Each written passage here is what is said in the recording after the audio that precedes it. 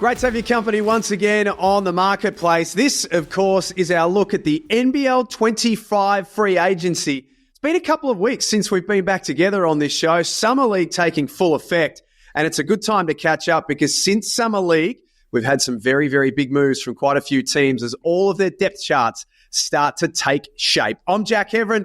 Peterhully is back from Summer League after a big couple of weeks with all of the interviews, all of the little tidbits, and Halls' hearing was going gangbusters. Pete, have you had some rest? I have. Most importantly, I've had some good coffee. It was a brutal time. I didn't have Olgun there this time, where last year he introduced me to the good coffee, which was a significant drive away. So I got through, but I'm very happy to be home. And I'm actually just really excited for NBL 25 now. I cannot wait for it to kick off. He is the best newsbreaker in Australian basketball, Olgun Uluc from ESPN. Olgun, it feels like now that we've got Summer League in the bank that we turn the corner towards this NBL 25 season now. Yeah, it seemed like all these teams were waiting until sort of the back end of Summer League to really make those decisions on imports, and all those decisions are trickling in now. And so there's, I want to say, 5-ish roster spots left, and so this stuff is getting real close. And I was just looking the other day, the Blitz is like 40 days away. So this stuff is coming right and quick. This is a bit of a stock take of what's taken place in the last 7 or so days, plus a look forward to those remaining spots that you mentioned. You can check it all out at nbl.com.au, of course, and all of the NBL social media channels. You can follow Olgun on Twitter as well for all of the latest news. Let's start with Melbourne United. They've got a big piece to fill, which we'll get to shortly, but Ian Clark returns. This man is class. Everywhere he goes, he wins. He was such a big part of Melbourne at the back end of that season as well. It seems like a really nice fit. It does. And again, we all reported that the mutual interest was there. We know Ian Clark, he won a title with Sydney, played half the season there, went to Adelaide, played a full season at Melbourne. Not only is he an unbelievable talent, but he's a great culture piece. And that's why everybody, especially in Melbourne, wanted to try and bring him back. You know that every time you come in and they fell short. Yes, they didn't win a championship, but he played really well. So obviously the price goes up every single year. He's still got plenty left in the tank, which you understand. But that mutual interest was always there. And you look around the league and you look around really any professional league, there's not too many legitimate spot starters. And I say that because they're saying a lot about Russell Westbrook now, where he's at in his career in the NBA. Ian Clark is a spot starter where you can throw in, if there's an injury or whatever, he can play the 35 to 40 minutes and be your main guy that night, even though he may be signed now as looking like coming off the bench. Terrific talent, and they got the deal done in the end. And I think a lot of Melbourne fans are excited, and so they should be. Yeah, Jack, so there's something really valuable about having a humble import, which is someone who doesn't have to come in and take 20 shots or play 30 minutes. That's what Ian Clark is, and the added benefit is that he was also arguably the most efficient player in the league last season when it came to shooting the basketball. And so the United is running it back in the same way that the Jack Jumpers plan was to run it back. United is doing the same. They were a quarter away from a championship, so why not run it back, right? So with that said, and we can see the depth chart on screen now for those who are watching, there is one major hole left, and that's at the 5 spot. Rob Lowe is signed as a backup, and Dean Vickerman spoke during the week about being very comfortable knowing what Rob will bring to the table as a step-out shooter and as a rebounder, but one to go, and it's a big, important spot for them too. It's the biggest. Again, they lose JLA, and he was a massive piece for them, always has been. And this is the one they have to nail, right? This takes them from maybe a top 4 team to a top 2 team in really competing for a title. They nail this. And that's the one that Dean Vickerman was over there having a look at. Nick Trilson was there as well. And obviously the name that was thrown around, we threw it around on Marketplace before we left, was Tyler Cook. And I kind of threw that around because he's playing for Boston and we saw what he did in the Blitz. He won the MVP there at a couple of games for the Phoenix. But at the time, I don't think Melbourne really had that much interest in Tyler Cook because the talk was, and if you remember those games, struggled a little bit defending a ball screen. Unbelievable rim protector. We know what he can do scoring the ball. But I look at the rest of the rosters this year, and this year there may not be a more important year to have elite big ball screen defenders because of the guards, the import guards we have. Parker Jackson-Cartwright, Jalen Adams, Kendrick Davis, Bateman. These guys are going to dominate ball screens. So if you can't defend a ball screen, I think you're going to be in a bit of strife. But having said that, in Vegas in Summer League, Tyler Cook moved his feet very well, and Dean Vickerman erased some eyebrows and thinking, hang on, this is something we could work with. And again, United have the luxury of, even if you're not the best ball screen defender, you've got the best defensive backcourt in the league where you can still have a little bit of lull there and make things happen. You like that fit, Olgun? The Tyler Cook fit is one that I don't mind, and especially to the point that Pete raises is having Jack White there, I think, changes a lot too. Because while Luke Travers was also elite defensively, I think Jack White is just another level when it comes to how refined he is. He's a little bit older. I think he brings something a little bit more imposing defensively than what Luke Travers did. And so even if Tyler Cook isn't completely there as a defender, as far as someone who guards in space, I really don't mind the fit. And I also think just having someone dynamic like that, someone who can catch lobs, that's something that we saw Matthew Dellavedova and Ariel Hook-Porty link up with a lot. I don't think Matthew Dellavedova and Rob Lowe are going to be linking up on a ton of lobs this coming season. So having someone who can rise up and catch those, I think could actually be quite important for this team. I'll ask this question again, and we did last time on Marketplace because there's been no movement at this stage. But is there a world where Luke Travers and Jack White are both on the Melbourne United roster this season? I don't think so. The smoke still seems to be sort of blowing toward Luke Travers finding a spot in the NBA with the Cavaliers in some regard. And then on the flip side, it seems like Jack White is the smoke is more and more that he's going to stay with Melbourne United. So that still feels like the way it's going to go. That was the expectation coming in. It was always the main question was whether Jack White would find a deal. And him not making that Olympic team makes it very difficult for him to really show off what he can do and get that two-way deal. And so it seems like it's going to be Luke Travers out. We'll see what transpires there, but it still feels like that's going to be the case. Travers out, Jack White in. I don't think we're going to have both. And that was the main vibe, obviously, in the communication over in Vegas with Luke Travers. And to be fair to him, he had a hamstring injury in the first game. He sat out that and then pushed through the last 4 games where he knew what he had to do. They want to see that more offensive aggression, but the team that he was on in the Cavs that they won it last year, but you've got guys who like to shoot the ball a whole lot more than him. He did what he has to do. He fills the stat sheet up. He looked really solid, and same as Olgun said, that those strong talks haven't died down with him getting some sort of deal with the Cavaliers, so you'd think that would happen sooner rather than later, and it would be well-deserved for sure. And then they just have that last piece. If Tyler Cook really does want to get back to the NBA, so if he thinks that that's a strong season in the NBL, then that's probably an avenue he goes down. But if not, I'm sure they have plenty of other pieces to look at, but that's their main piece they've got to fill. The New Zealand Breakers, it's been a bit of an off-season of change. Obviously, a new coach and an influx of new players coming into this roster compared to what it looked like last season. They've locked away their second import spot. Freddy Gillespie, who has 29 NBA games to his name, has been playing the last couple of years in Europe. The numbers don't necessarily jump off the page, Pete, at first glance for Freddy Gillespie, but has been playing in a strong league and has been there for quite some time now. What's your first impressions on this signing? Well, this was a kind of signing when I sat down with Peterhully over in Vegas that he was looking for. And again, he's looking at players that he's seen already previously. And this is what I spoke about when you've got a new coach coming in and he hasn't coached at this level before.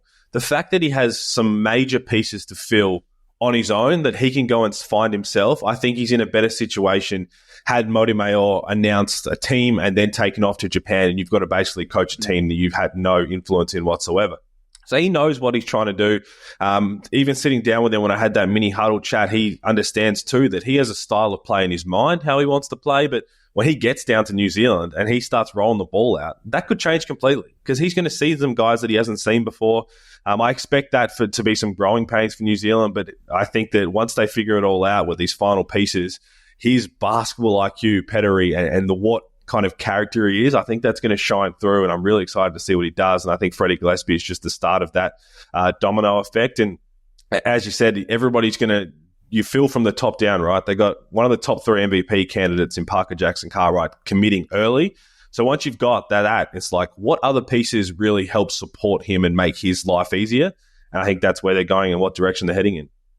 Yeah, the numbers thing, and this may sound crass, but ignore the numbers. He had a very awkward season this past year in the EuroLeague, right? He was with Bayern Munich and then he went to Red Star. He had an awkward fit in both of them. He was second in the entire EuroLeague in block percentage. And that's what the Breakers have brought him in to do. They brought him in as this versatile defender, someone who can protect the rim, guard in space, can run the floor, has a good motor, Parker Jackson-Cartwright is going to create 6 points a game for this guy just from getting 2 feet in the paint, drawing defenders and dishing it off to him, right? He's a good athlete. That's what they wanted. They wanted a defensive anchor, and then it's on to the next piece for them. So we know it's Parker Jackson-Cartwright and Freddy Gillespie is that 1 and 5. Jonah Bolden, who we expect to play a bunch of the 4 this coming season. They're looking for a 2-1 or a 2-3, a bigger wing to complement the rest of this group. I think they do need a scoring punch. They need something dynamic there on the wing. And I think this is a team that will have the potential and capacity to run really well. So I'm really intrigued to see the piece they put next to Parker Jackson-Cartwright, if it's more of an athlete, more of a dynamic scorer, but they're looking for that wing type, and I think that would round out the balance of this team real nicely. We saw the roster. It's starting to take shape. Grant Anticevic is playing with the Breakers this year as well, just to give them a little bit of extra depth as well. We've seen little bits of him, and when he's been on. So good luck to Grant as well. To the Adelaide 36ers. Now, Pete, I know you spent a lot of time with Matt Weston at Summer League. Olgun, I know you've been chasing Adelaide frantically in the last few weeks to see what they're doing. Kendrick Davis comes in at the point guard spot as one of their imports, and he's already put it out there and said, I am the missing piece that this team needs. I won't lie, that always scares me when new imports come and go out and say that, because we saw some things that happened last year. But again, I love the confidence. That's the kind of player that he is. I mean, he is a certified bucket, and how quick he is and how he gets downhill.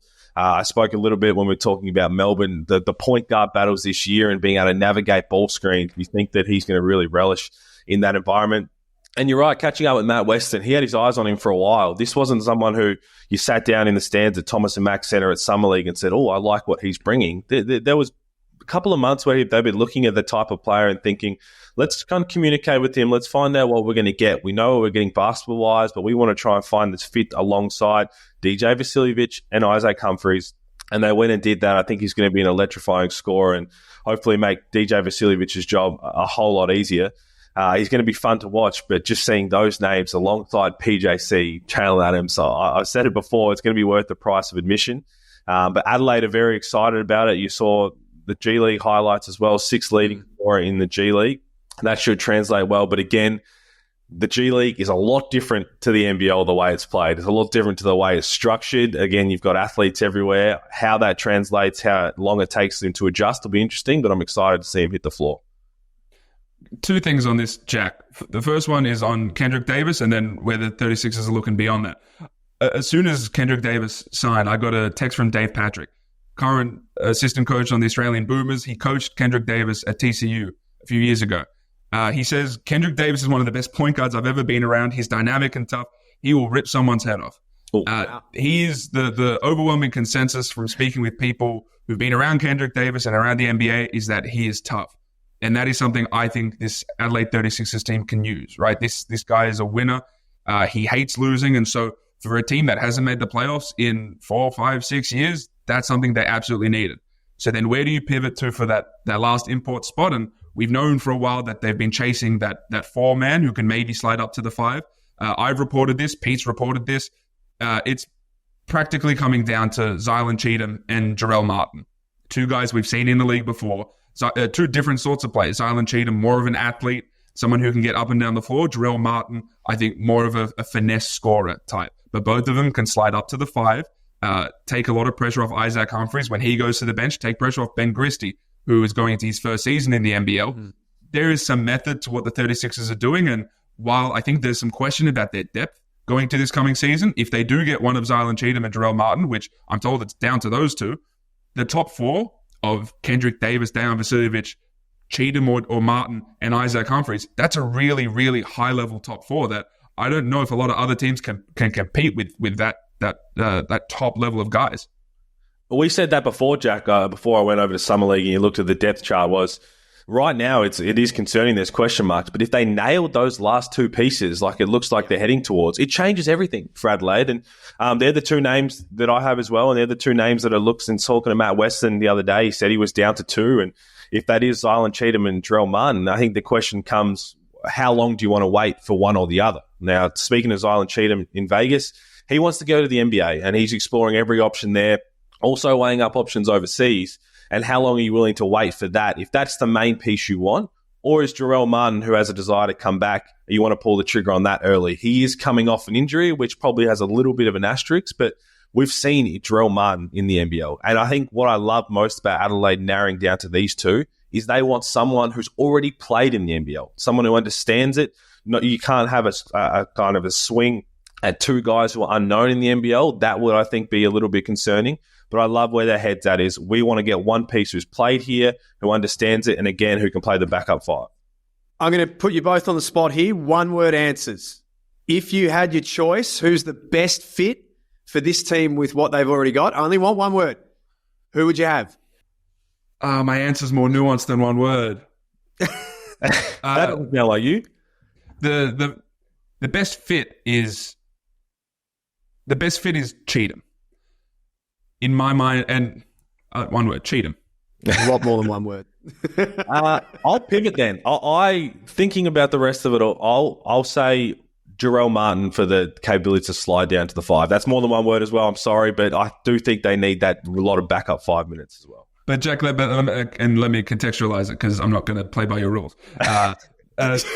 Cheatham is more athletic and I think more versatile defensively. I think this team is going to need to be more versatile defensively with two smaller guards. And then you need to protect Isaac Humphries and whomever is at the 3. I think they need someone like that. And also Jarrell Martin is currently injured. And I don't know if he would be ready for the start of the NBL season. If you're only going to have 2 imports, I don't know if you can get someone who's injured.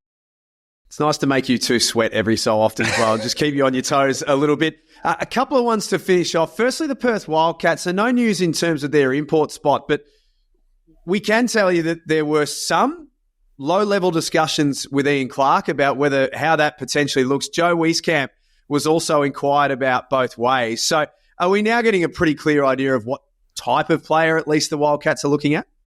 Well, I think we are now because, again, that changed. And I was talking to Olgun probably a month or so ago and we were figuring it out and we thought, okay, well, Christian Doolittle will play the 4, they'll get a 3. And now, and looking at the kind of pieces they were looking at in Vegas, it looked like that kind of 2-3 to the point of at one point in the week, I was thinking, okay, they've got their starting 5 already. They're going to roll out Hiram Harris at the 4, Christian Doolittle at the 3. That's kind of the way it looks at. They've been very patient, I believe. And you mentioned the Ian Clark conversation. I think that was something from his side where you weigh up all options, right? And you see what's available. And if you're Perth, of course, you pick up the phone if you're going to get a conversation about Ian Clark. When you get a winner, a player of his caliber, then you have the conversation. Does it fit what we're looking at? And the more I thought about it, no, I don't think, again, you got to get minutes into Ben Henschel. Pepper probably didn't fit, but could you roll out a Bryce Cotton, Ian Clark, Doolittle, Harris, Pinder lineup? Absolutely. And I think that'd be fun offensively. Defensively, there'd be some question marks. So, of course, you at least just entertain that notion. And the Wieskamp one was interesting. Heard that throughout the week that they were going after him. They thought that would be a great piece. And again, watching him play and what they were looking for, I did agree. I was like, if they can get that kind of shooter to take the pressure off, brace the 4 for Bryce Cotton, that would be great. But in the end, Phoenix got him. But I love hearing those things because then I automatically circle a Phoenix and Perth Wildcats matchup and hopefully call that game because there's a little bit more to it now, depending how far the conversation's got. I think, Jack, as soon as this team got Ethan Almansa, they knew that they would be searching for a wing to fill that final import spot. And Pete, you mentioned Hiram Harris as a potential starter at the 4. I'm absolutely not ruling out Ethan Almansa as a potential starter at the 4 either. He is someone who, if I was to guess today, I think he would start at the 4 spot for this team and then head to the bench maybe early in the fourth quarter and then come back in, play some 5. Getting him as their next star, I think, gave them a ton of flexibility with everything else they're going to do. So I think they were able to pivot easily to get that wing spot. And I'm still told they have a decent amount of money to fill that spot. And so this isn't going to be some low-level dude. Again, Ian Clark, Joe Wieskamp, these aren't low-level guys. So they're going to be able to get a talented guy. Apologies to low-level dudes. It doesn't look like Perth is going to be your home for NBL 25. To the Brisbane Bullets, Olgun, you've been following and reporting on this story basically since the season finished around Shannon Scott. There has now been an official mutual parting of ways, and James Bateman III comes in, averaged 17 points a game, a little under 4 assists last season in Israel as well. Yeah, what this team wanted to add with all of their imports practically was shooting. Again, it was maybe an overcorrection from last season where they were the worst three-point shooting team in the league, but it was something they wanted to make sure they added and were unambiguous about it. And so James Bateman is someone who can play the point, play a ton of minutes, and lead that team. He's also a character. as well. He's someone who'll come in and be a leader for that team. But his ability to shoot the ball, to shoot off the dribble, to score it at all three levels, that's something this team really liked. And from between him and Keandre Cook and then Casey Prather, they're hoping that these are three perimeter-oriented guys. And that team entered training camp this week. They started their preseason, and so the bulk of that team is together. The imports aren't quite there. I don't think Dangadell is there either, but Casey Prather is in town, and the bulk of that roster is now together and getting ready for NBL 25. The James Bateman signing, I think, is great for them. And the thing that makes me a little more excited for the Bullets is, speaking of Stu Lash, Justin Schuller over in the States, is they wanted to get James Bateman last year. So they already had their eyes on James Bateman for a while. This wasn't a piece that popped up. So they didn't get that done last year. Obviously, then you figure out what's left, and they went down the Shannon Scott route, who at the time, I think a lot of people thought, well, this could work. We saw what Shannon Scott did at Cairns. Was Nathan Sobey still there? We've got these pieces. This could work for us. Now, with all the movement they had in the offseason, and again, we were pretty open, and Olgun was talking about it, is they were going to move on from Shannon Scott because of the rest of their roster, where you can't take, I guess, that kind of point guard going forward. You need an impact guy when all of a sudden you're like, well, we had that conversation with James Bateman last year. That could ramp up a little bit more. If we can have some little bit more money to try and entice him, but more of an opportunity of like, hey, you are now, if you're not one number one guy, you're bloody close to it. Like, we need you to come in and take over this team and lead it. Those conversations ramped up, and so they've been having that for a while now, and I'm excited to see what he does. And again, that just highlights the point guard battle in NBL 25. Jack, let me also throw a little point of clarification out there.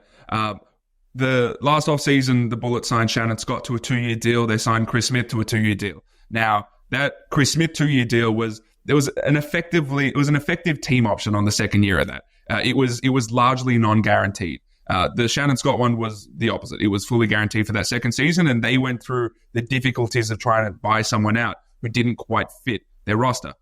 This James Bateman deal is also a 2-year deal. But my impression from speaking to people around the situation is that it is very similar to that Chris Smith deal, where it's not completely guaranteed. And so the hope is that he's great and they're able to keep him on for that second season. But in the chance that they do want to move on, there is some flexibility for the Bullets there. Let's finish off with the Southeast Melbourne Phoenix. From the very first episode of Marketplace to open free agency, when we went live, one of the big questions about this roster was Mitch Creek. What was he going to do? Where would he play? Would he be coming back to the heartland?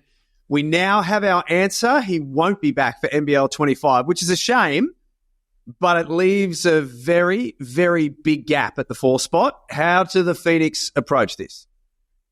Look, we knew from the start that Mitch Creek was more than likely not going to be returning. That was one that I think myself, Pete, everyone, we flagged super early in the process here. We were surprised that Jordan Hunter wasn't able to get a deal in Japan, so him returning is a big in for the Phoenix. But feeling that Mitch Creek hole will be difficult.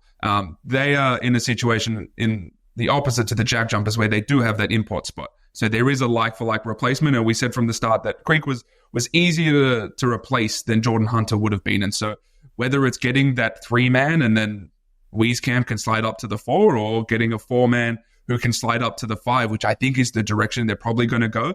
That was the type of player they were looking for at Summer League. So they when this was announced, they had known for a good amount of time, and they were already looking for those sort of 4-5s. There are some names that I've heard around the traps. I'm wondering if Pete has some names from being around Summer League of who they were potentially going after. I bet you he does. Again, I mean, the most important thing here is what Olgun said, is the Phoenix pretty much assumed like this was going to happen at some point, right? So this didn't take them by surprise. When Mike Kelly signed Mitchell touchdown in Vegas, a lot of people were like, oh, they're looking for the backup import. We started talking about Marcus Lee a long time ago when, okay, if this was the roster they were going with. But they were looking around for some significant pieces. And again, the names, the types, I mean, Mike Kelly went out and said Zylan Cheatham type.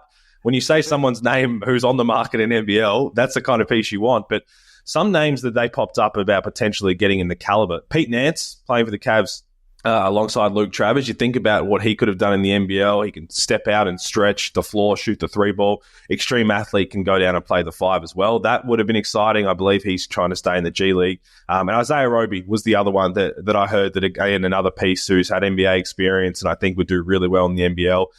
That didn't look like it was going to happen. He's rumored to be signing elsewhere. But if you think about those type of names they're going after, if they get a caliber player like that to slot alongside Sobey, Derek Walton Jr., Wieskamp, and Geordie Hunter, are one of the best local young kids, this starting 5 for the Phoenix is going to be electrifying.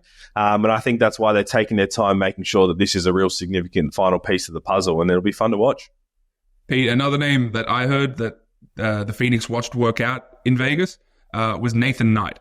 Yeah, he played for the Minnesota Timberwolves a few seasons ago. The Atlanta Hawks before that, has been in the G League ever since, but he's more of I'd say a 5'4", but he's someone who can theoretically start at the 4, play some 5 when Geordie Hunter goes to the bench. And that, I think, is the key for this import, because they don't have a backup 5 right now from a local perspective. And when you look around the free agent market, I don't think there are any impact guys at the 5 left. And so if they do get a local 5, I don't know if that's someone who's going to get bulk minutes or any minutes, to be honest. And so getting someone at the 4, this import who can slide up and play the 5, I think that's super important. And the last thing on that is I think they can take a little bit of a gamble here if needed. Because they've got Sobey, because they've got Walton Jr., they've got Geordie Hunter, Wieskamp, that you can kind of have a little bit of, let's have a big swing at this guy. If it doesn't work out, I think we can steady the ship until things kind of sort out. And that's why they've been patient and trying to figure everything out. But as we said, the key thing for Phoenix fans is they didn't arrive at Vegas. They didn't rock up at some league, get a phone call that Mitch was gone. They knew this was very likely to happen, and they already had their plans in place. So good things happening in the heartland. And Pete, they didn't spend that much money last season. From what we're seeing right now, they're willing to spend on this roster. And with that core that they already have, you might as well spend and try to go all out to win a championship this season. Couple of fast ones to finish off. Olgun Cairns have still got an import spot up for grabs. Looks like a bit of a glaring gap probably at the 3 spot. Any news there? I got no updates there, but the overwhelming likelihood is that Taron Armstrong is returning, and so there is no need to look at that point guard spot. It is full steam ahead getting a wing of some sort, and that's another team who, based on their spending so far, they should have a decent amount of money to spend on that spot, so it should be a high-level guy. Is Halls hearing anything in far north Queensland? Well, I heard that the name they were after were playing in Summer League was Mark Beecroft was over there. I think probably more to catch up with him. And as Olgun said, the money's there. They've had their eye on someone. Adam Ford's had his eye on someone. So whether it was one of those, okay, well, we've got this guy basically sorted if we want to go down this route. But let's just go over and see, is there anything else that stands out? And I think that's the one thing that they're trying to look at from there and see what happens as well. No movement at Sydney, which, as we expected, that roster is pretty much all taken care of at this stage. Illawarra is the one to finish off with, and Hawks fans are getting very anxious right now. Pete, I know you touched on the Gary Clark situation during Summer League. Wani Swaka-Uluc has re-signed in the last few days as well. What does this last spot look like for the Hawks, do we think? Well, I touched on it because, again, talking to the Hawks and some people around, seeing them catch up with Gary Clark's representatives, there was more positivity than there was 2 or 3 weeks ago. Having said that, that positivity can always change, because no matter what you put forward on the table, in Japan's the other one, is they're going to come back and say, well, if that's the movement you're going with, we'll just go a little step further. And again, I still think if that's what it comes down to, that's going to win out. But I do agree that the way they're going, they're really going at it hard. And it's good for Hawks fans to know that they haven't given up. They haven't given up on Gary Clark at all. They're continuing to have those conversations whilst also having a contingency plan in place. But that's their final piece to the puzzle. When you bring back that main core, you've got some excitement around you from last year with Justin Tatum. If you can't get Gary Clark, you need a level of his performance or better. Otherwise, we're not sure what we'll get from them. It's been a seesaw with Gary Clark in Illawarra, Jack. As of this very moment, and things can change, my impression is that they're moving on to Plan B and beyond. I think they've informed Gary Clark as much. Again, I'm not ruling it out completely, but it seems as though this team is looking at their other options of the 4 spot.